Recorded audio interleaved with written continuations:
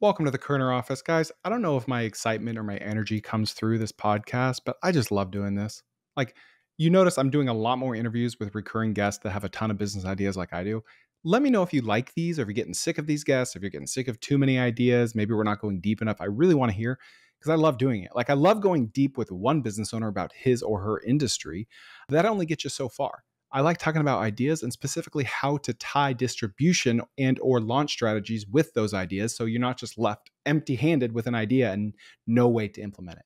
That's what I like to do. So let me know, Chris@cofounders.com, if I should keep leaning into episodes like these that are idea and execution heavy, or if I should keep leaning into episodes with one founder where we go deep on his business. I want to know. I like them both, honestly, but the idea ones with recurring guests really give me a lot of energy.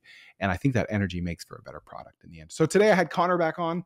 Koerner was on. We talked about programmatic SEO together. He's an entrepreneur living in New York. He owns self-storage businesses, a recruiting business, and an e-commerce business, and a bunch of other things. And we had a two-part episode. The first one today, next one a week from today. And we talked about a grill cleaning business, okay, which is a thing. We're not inventing this, but we brainstormed some ideas on how you could make this a higher margin and a more scalable business. And then we talked about a podcasting A/B test agency business where you could charge $1,000 to $5,000 a month to work for podcasters or YouTubers to help find which clips from their videos or audio segments are the most likely to resonate or go viral. And then I think we had one or two other kind of pseudo ideas thrown in there. But let me know what you think about these types, and we will see you next time. All right, Koerner. Well, thank you for coming on the Koerner office. We're going to talk some business ideas today. And tell me what the categories you have are again. In terms of the revenue amount? Uh-huh. So I do this for my newsletter sometimes, and I think it's just an easy way because not every idea is a billion-dollar idea. And so I like to make things super actionable from like you can do it and make revenue today to you're gonna have to put some time and energy into this to actually make this a real company. But the categories are I've got $100,000 a year idea, I've got $1 million a year idea, and that one might be a sneaky one. Like that one could probably be a $200 million a year business if done right, but we'll get to that in a second. And then the last two I would call are reliable $10 million a year businesses that if you do it right and you execute well and you go after the market, you will make $10 million a year. And I feel pretty strongly about that. Ooh, I feel like we should come up with a ratio or something where it's like you take the potential capital investment required and the potential outcome and you divide it. And it's like a scoring system. That could be good. Yeah, but even there are so many ideas, and it takes me a little bit of time to realize this, that like if you just do them and you just execute for long enough, you'll grow the business. Like it's a time thing. And like there are people way dumber than you and I who are making way more money because they've been in this business for 20 plus years. But there are also other businesses where you might go so hard at it and then just realize, hey, there are only so many swimmer's ear supplements that I can sell because only X number of people get swimmer's ear every single year, right? Like it's a very capped market. And I feel like most of these are pretty much constrained around that, or the fact that like scaling gets more expensive than it's worth. Okay. Now, when you say something is a $100,000 a year idea, does that mean like that is the ceiling, or like that is the ceiling before like really having to change your strategy before you can scale? Like it's a lot harder to scale past 100. Because in my opinion, like basically anything you can scale to an extent. I think you can sell $100,000 of literally anything. The time and speed by which it takes to get to that 100,000, I think is the factor. So I mean, like we can get into this idea, and I'd be curious just based on what you were saying here of like there are probably a lot of ways to make this idea a lot better. And specifically, I want to brainstorm about the upsells because that's I think how you get past 100,000. But this is someone, I mean, it's post Labor Day now, so like start planning and maybe get after it come time April of next year. But I just got back. I live in Manhattan right now. My parents have a spot down on the Jersey Shore. And something that I was doing a lot this past weekend was grilling. And I'm realizing like, man, I'll go to the grocery store before a long weekend with some friends and we'll buy like $300 of just like every form of miscellaneous meat, like steaks, dogs, burgers, sausages, chicken, whatever. And by the end of the weekend, the grill looks nasty. There's chunks of things. There are like smoke stains everywhere. And you do that for a long enough time and you get a pretty gnarly looking grill. Spent a little bit of time on Reddit over the weekend, was also talking to my dad, and I don't know who he contacted. I should have gotten more information about this, but they have a nice grill. Like I don't want to downplay it and make it seem like it's a regular grill. They have a nice grill, but he spent $300 to get this grill cleaned. And it got me thinking. I was like, A, That's a ton. that's I was like, that's a lot of money. B, like you got to think like you do that once a year, whatever. At some point, you're better off just buying a new grill every 4 or 5 years. But is there a price point where you can sell this service for $200 a year? Somebody comes in, they do a deep clean of all of the grates, get the smoke stains off. Maybe there is a propane upsell, or hey, I'll change that thing out for a $30 fee. I think if you do the math out on this, like the rough napkin math of what I was calculating was, yeah, $200 per, is at least up here in the Northeast, different down where you're at in Texas, but at least up in the Northeast, this is a 6 month a year type of business. Let's say that you do two a day, so you're knocking out 12 a week, right? Maybe a little bit more, maybe a little bit less. That's about 75 grand a year. And if you're a college kid, you're a high school kid who's just kind of home for the summer, looking to make a couple extra bucks, that is very good money for not working the entire year.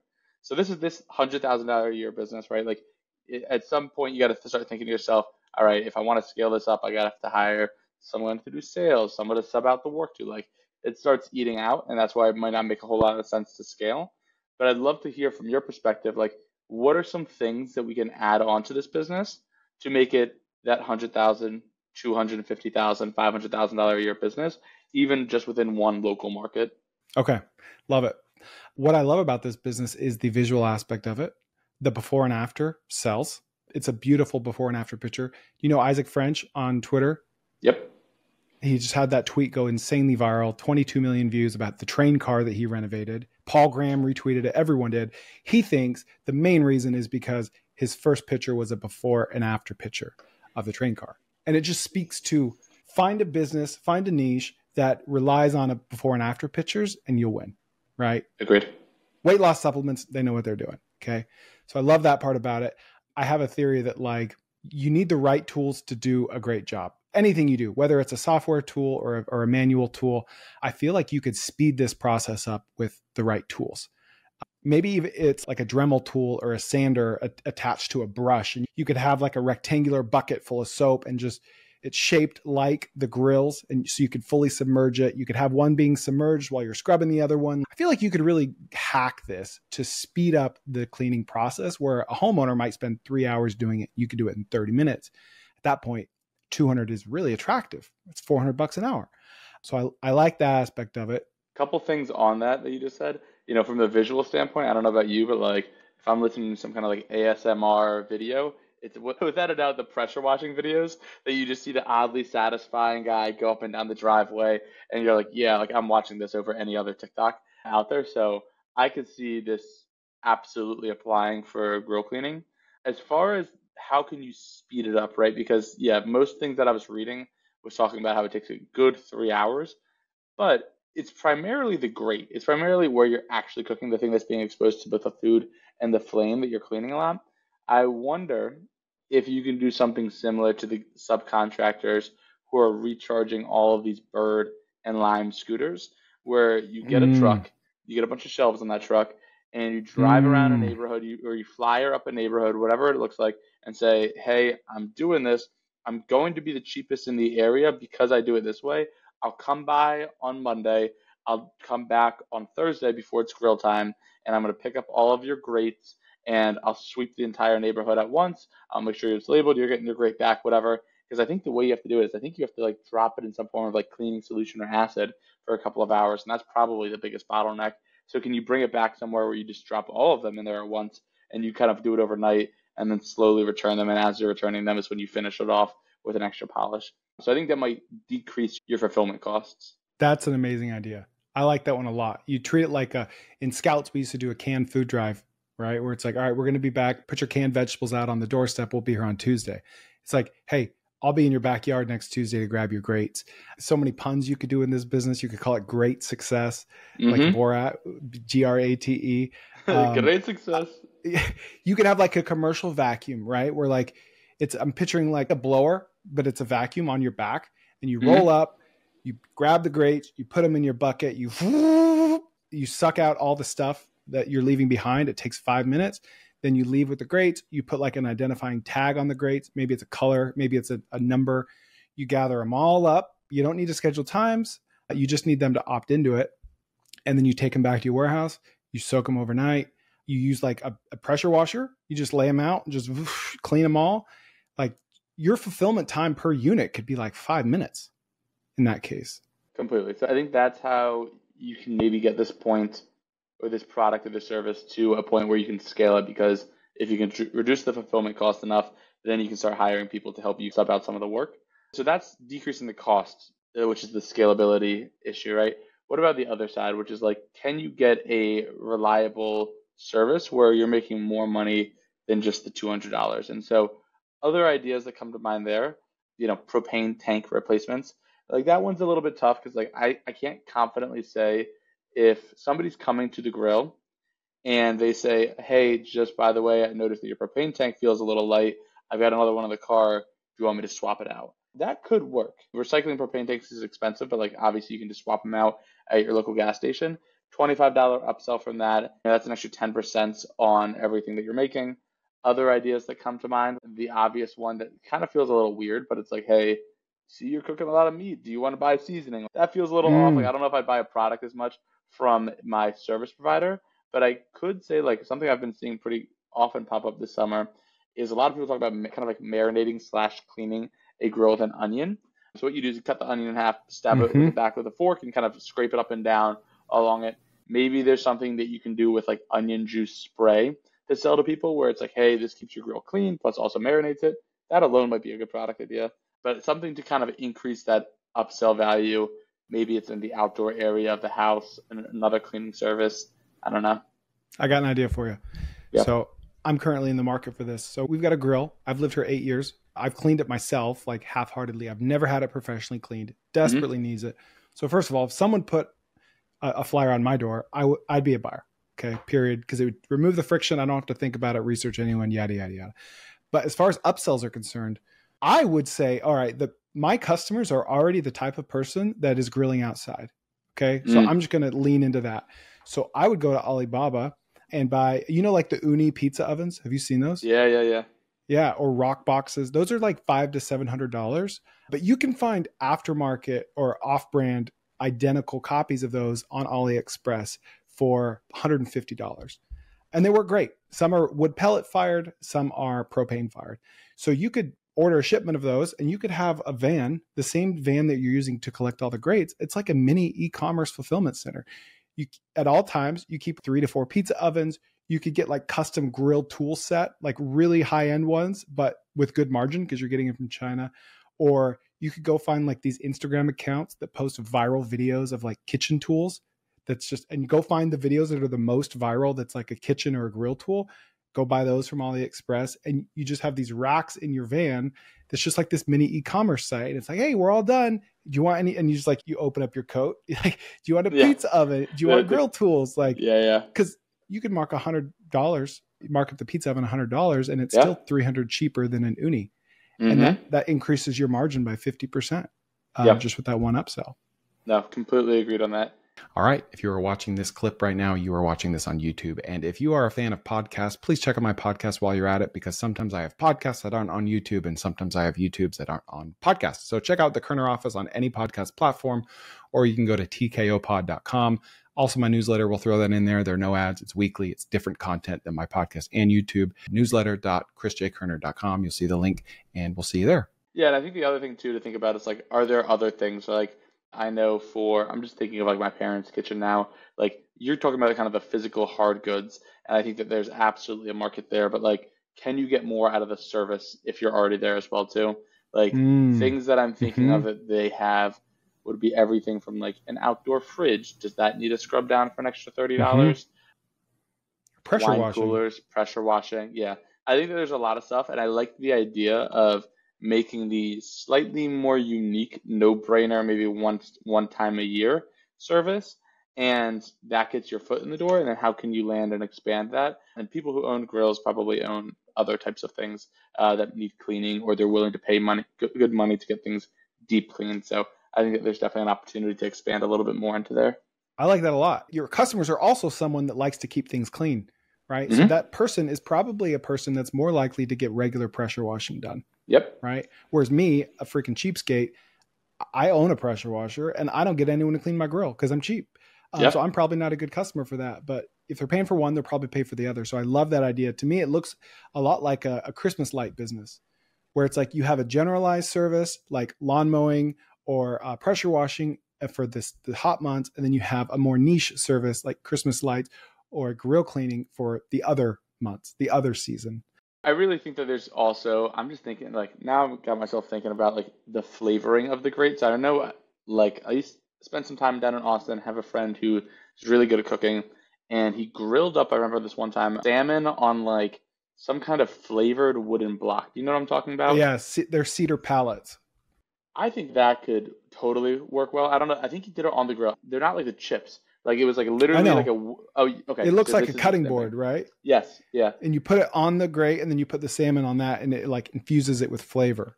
So I like that idea as well, just from the standpoint of like that is a product that's also a consumable that over Mm-hmm. time they're going to go through. And if you're saying, hey, you're using this thing a ton, increase the lifespan, cook some more of your stuff on these flavored palettes. Now, next thing, maybe they're calling you back to get another palette, and they're like, hey, while you're here, you want to clean the grill as well. Just try to find a lot of different angles to attack it from. I like that. Yeah, I said pallet. I meant plank. It's like a Plank, okay. right. It's like 4 by 8 inches or so. Mm-hmm. Yeah, yeah, yeah. I like that a lot. Yeah, you could have a van full of those too. Mm-hmm. Can I give you an idea? This idea is like 4 hours old. Okay. Okay, let's hear it. This is a live release. I'll give you the downside of this idea first. I'm going to crap on it before I even give it to you. And what category is this idea? Is this, if you had to put it in one, 100K, 1 million, 10 million? I'm going to say $1 million. The one downside of this business is who the customer is. And the customer is like creators or podcasters. And I don't really like selling to that audience because 99% No of money. podcasts don't make any or don't have any money, right? Yeah. But there are still lots of podcast software products or agencies out there that do really well because some people just want to have a good podcast, whether it makes money or not, right? Mm-hmm. So here's the idea. I have social accounts called at the Koerner office on all the platforms. And the whole idea originally was to just post AI generated clips from my podcast to the platforms to push traffic to my podcast. But then I thought, let's just make original short form videos and direct people to my podcast. And that's worked a lot better. I don't regret doing that. But I just heard, what is his name? Stephen Bartlett, Diary of a CEO. Mm-hmm. So one thing that he does, I got this idea from him, the original idea. He'll like post a bunch of clips, AI generated, to his podcast to learn what parts of the podcast are the most interesting. And then he'll either promote the podcast that way, or he'll edit out the parts that aren't interesting. And so I'm not positive, but I'm pretty sure he's putting out these AI generated clips before that podcast episode ever goes live. So he knows how to edit it, how to promote it, which is smart. Yep. Right. So what I just started doing today is I created second Instagram, TikTok, YouTube Shorts accounts called Koerner Office Clips, where I'm only going to post AI generated clips from stuff like this, me and you talking. Sometimes it's you talking, sometimes me, sometimes both. One head on the top, one head on the bottom. And then plenty of softwares out there will add in B-roll, they'll add in captions and all that, right?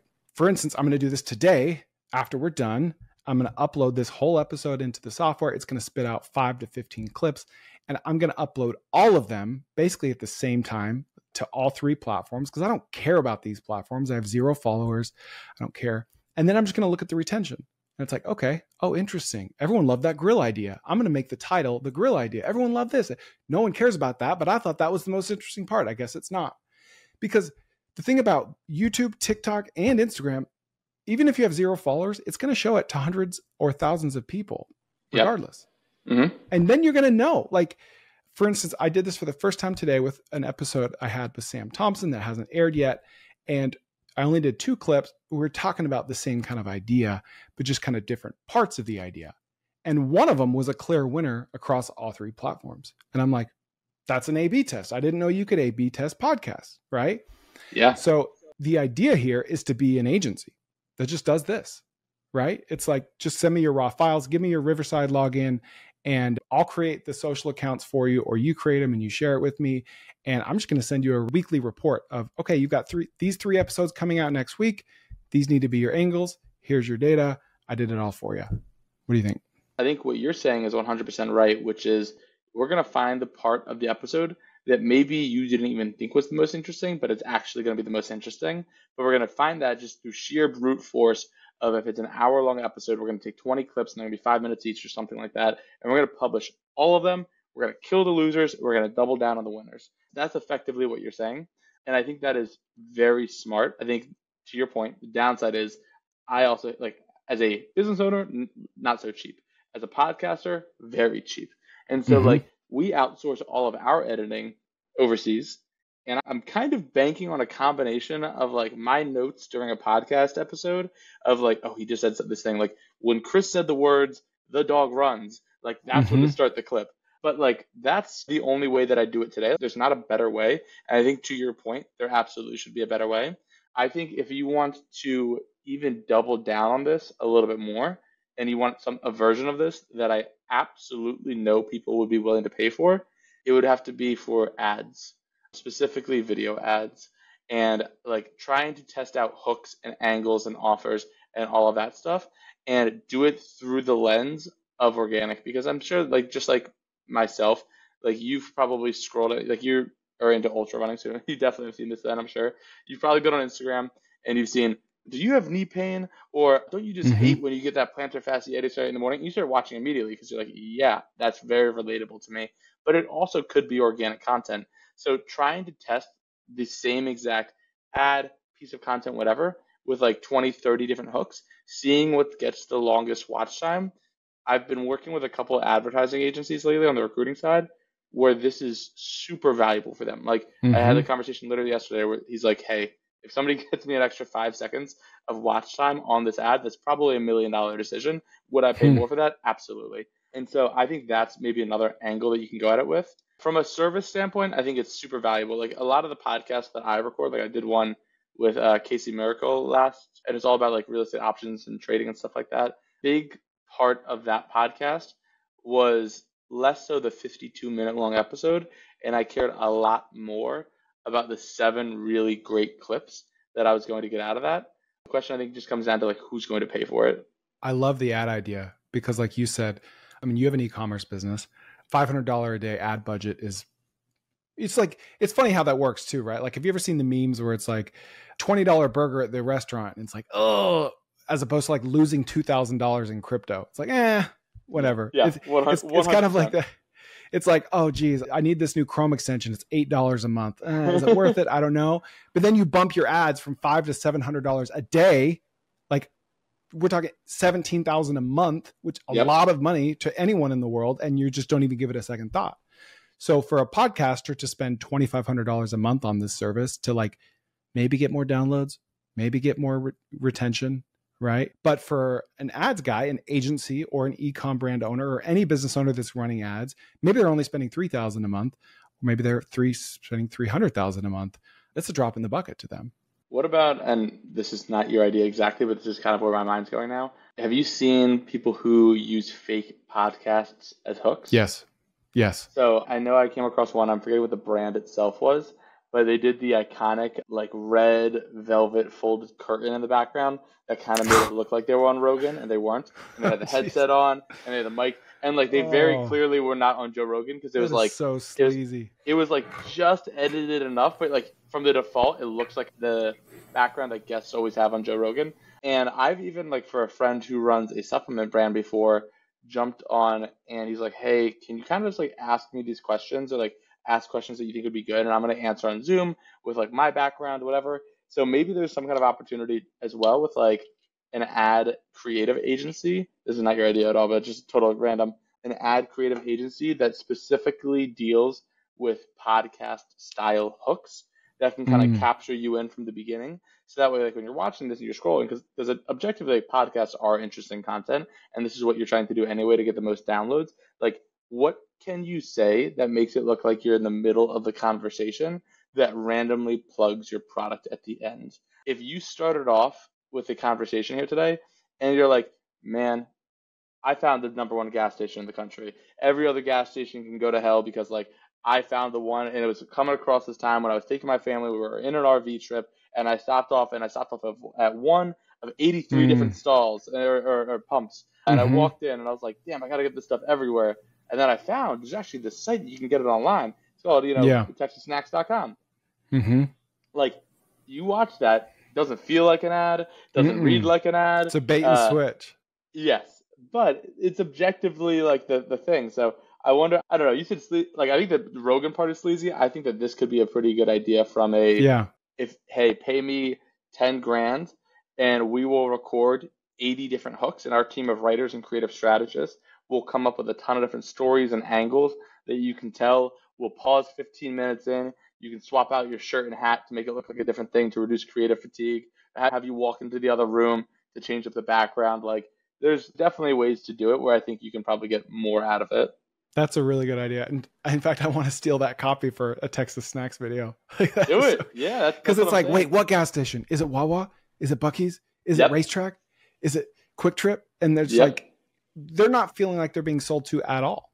Yeah, Right? exactly. Yeah, and I think that's the whole point of it, right? Like, I don't know, the amount of times that you'll hear someone, some nutrition person, go on for a while, and then the last thing they say is athletic greens, and you're like, ah, shit, I knew it. There's definitely something there, but I do think that to circle back to your original point and the original idea, there's value there. I think it just is a question of like where the value is, and it's kind of like a PickFu-esque service. Mm-hmm. You know PickFu, right? Yeah, I've used them. Not for a Yeah. while. I need to use them more. So I mean, people Pickfood.com. listening, like quick 10-second overview. PickFu is in not A/B testing. It's kind of A/B testing. You put up two variations of something, and you give them your ideal demographics of who you want the opinion from, and they will get you customer feedback on which one that person prefers. So you're basically just doing the most tried and true version of that and putting it to the algorithm from day one because it's free to actually have the algorithm tested versus the credits that I think PickFu charges. And I like the idea a lot. Like, I would want to be a customer if I had a budget, bigger content budget, essentially. How many podcasts are there, do you think, that make, call it $500,000 a year in ads? It's very much a power law. Let's say how many categories are there? Because in business, you've got like 30 categories within business, marketing, management, entrepreneurship. Let's say there's 200 categories, and maybe the top 50 in all of them make good money. Top 50 podcasts in each category. Yeah, the only thing I would say is I think that there are probably some categories that make dramatically more than others. Like, I actually just looked this up today. Tim Ferriss charges $50,000 per ad. Sometimes have 5 ads in an episode. That's Oh my gosh. $250,000 per episode. The man puts out 2 episodes a week. That's $500,000 times 52. Like, it's a good chunk That's of crazy. change. Yeah, right. So yeah, from the power law standpoint, I think the top guys make a lot of money and would absolutely pay for this, and probably pay a pretty premium service for it. It would have to be a premium service because I think it's such a small market. But I mean, like, even yourself, like, this podcast, I think is like, correct me if I'm wrong, like, you guys broke at least for a week top 50 on the business charts, right? Like, We got to 30 on Spotify. We peaked at 30, pretty but good. That's the really good. charts are kind of misleading because it depends on Apple and Spotify, but it uses like new Velocity, subscriber right? or follower velocity, right? So Mm-hmm. like transparently, I just told you what my download numbers were. They're not a secret. Like Mm-hmm. I was number 30 on Spotify, getting like 2,500 downloads per episode. And to me, like, Yeah. that's not very much. Like, Yeah. if I were to like go sell ads to this right now, it's like maybe 100 grand a year, maybe. Yeah, I was gonna say, like, you got to think what you're charging, $50 per CPM, Mm-hmm. $120 an episode, but then, like, okay, now there's a brand And value then and you have a high. YouTube, and I can Yeah. do 3 per episode, and then you roll in YouTube. But it's like, okay, if I'm making 100 grand a year top line, I'm not going to pay someone $2,500 a Yeah. month to like increase that's a third of my revenue, right? Mm-hmm. No, agree. But let's say the top 25 of each of the 200 categories. That's 5,000 people, 5,000 podcasts that's your TAM, potential market. And I would bet almost none of them are doing this themselves. I don't think any agencies are really doing this. If there are, they're not really heard of. You get, we'll play the spreadsheet porn game, which I hate, but that's really the only way you can do it. If you get 1% of that market, that's 50 customers, $2,500 a month, 75 grand a month. It could be $1 million business with 1% of the market. Totally. Yes, I do agree with that. I think you can make $1 million. I think with all of these things, right? This is where kind of like that, how big can the business be? You got to figure out what's an easier way to make $1 million. And then I think try to chase the easiest things. But I completely agree, especially if you have an in with a lot of these guys to start, then I think I would do it without a question. There are a lot of upsells.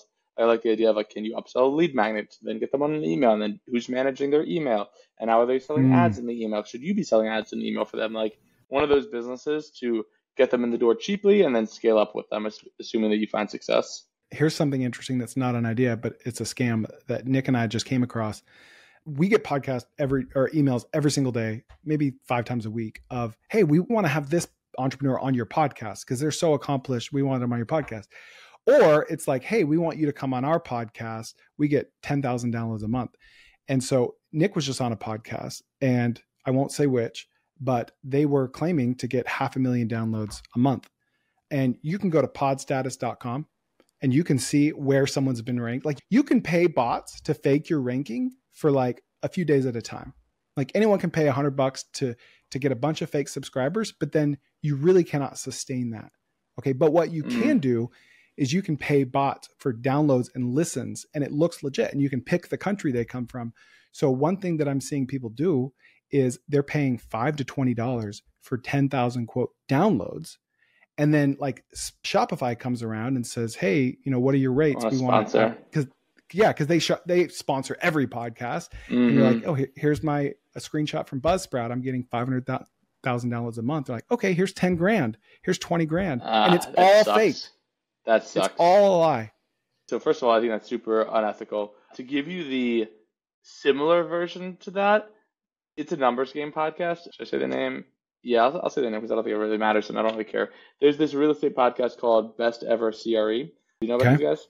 Nope. 2 years back. And in hindsight, like I think just everyone goes on that show, or like a lot of real estate people. The reason you haven't heard about them is because I don't think the shows are good. I think that like it was a 30-minute episode. The guy sounds like he got out of bed when he started recording it. He asked me like 4 of the most softball layup, no research done questions I've ever heard of. And he's like, all right, that's a wrap and whatever, like, and finish up the episode. And I was like, damn, what a waste of my time. What a waste of your time. What a waste of the listener's time. Like no one's happy with this. And I was talking to somebody else 3 months ago, and that name came up again. And I found out that they do all of these podcast episodes because it's such a big SEO game for them, where whenever somebody searches, like if you search my name, probably somewhere along the lines, that podcast episode does show up. And they have a really elaborate funnel and big top of funnel to get a bunch of people who are interested in real estate into their funnel and buying their courses or buying their advisory services. And supposedly that makes a lot of money. Not good content, but a lot at the top of the funnel. Yeah. And then slowly moves you down, which I don't think that's unethical. I just think that it's not what I would want to do. Yeah. But yeah, I think that one's kind of interesting. Yeah, I mean, paying bots for downloads and then selling ads based on that's that. Cool. Like, that's outright fraud, in my opinion. Yeah. Right? It is. Like, it's 100% fraud. They can be sued for that. While we're talking about fraud, there's this one guy that I did a bunch of digging on. I won't say who his name is because I don't want to get sued. But have you ever heard of Social Blade? Yeah. Yeah, it's like a tool where you can go back in time and see how many followers anyone on the internet has gained over time. Really interesting. You posted this like a year or a couple months ago, right? I did. And then I think this guy has like you or yes. He had millions of followers and he interviews very big name people, like very big name people. And I went and looked at the Social Blade. And if you see like, it's possible, theoretically possible on Instagram to get 100,000 followers in a day if something goes really viral, but something has to go really viral. And so this guy added like millions of followers over the course of like 4 or 5 days with nothing going viral. And it's very, very easy to buy fake followers on Instagram, very easily. And then you can see in the comments, all the comments are fake. They're just all fire emojis. It's very easy to see in the comments that it's fake. So this guy's fake. He's completely fake. He's never done anything real in business. And he's charging $7,500 per appearance. And he's doing 3 a day. And so it's like he scammed his way into being legit, because I doubt he charges Grant Cardone, right? And so now these important people see other people that are not quite as important that paid a lot of money that no one advertises. And they're like, oh, this guy must be legit. So it's like, it's kind of like Catch Me If You Can, right? He's like, he fakes being a pilot. He fakes being a surgeon. And then before you know it, he actually is a surgeon. He faked it until he actually made it, but it was all built on lies. So would I do that? No. Do I think, the biggest question here, the biggest flaw here is the fact that people are paying money and being manipulated around how many people are actually watching it. Now, so that's the unethical. That is the pure fraud part of it, especially if asked, right? If you say, hey, are all these downloads legit? I want to spend sponsorship money. And you say, yes, that's illegal. The thing that I probably don't have as much of a moral qualm with, and I've never done it, but like I wouldn't be against it, is if you did that and you did that as a measure to try to attract bigger name guests and you don't run ads and you don't charge people to be on the show, I can live with myself, I think, if I did that. Yeah. Like kind of try like to be honest with you, I'm doing the YouTube stuff with the real estate podcast or the real estate show that we're doing right now. And something that I'm realizing now is when we were running the Next Generation podcast, that would get like 2,000 to 3,000 downloads per episode. And like, I don't know, 2 years into doing it at that level, I was like, this is just like, it's not growing as much as I want to. And you know, as well, like podcasts are hard to grow. So I wanted to go YouTube first this time, and we're getting more natural and organic downloads without me having to promote it as much.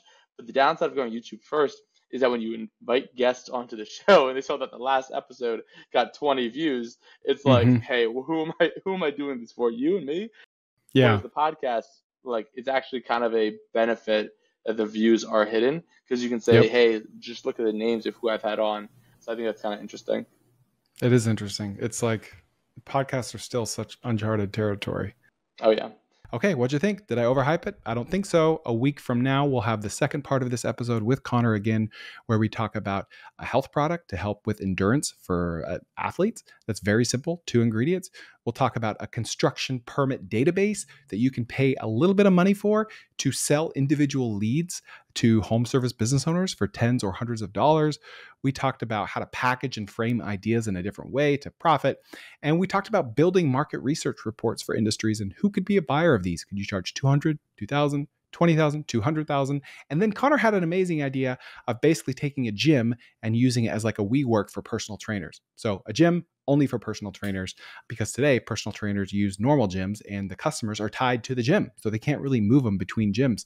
So I really think you'll like this one a lot. Let me know if I should have Koerner back on, and I will. And I'm just going to be honest, even if you say I shouldn't, I'm probably going to anyway because I like him a lot. So, but I do want your feedback. Enjoy.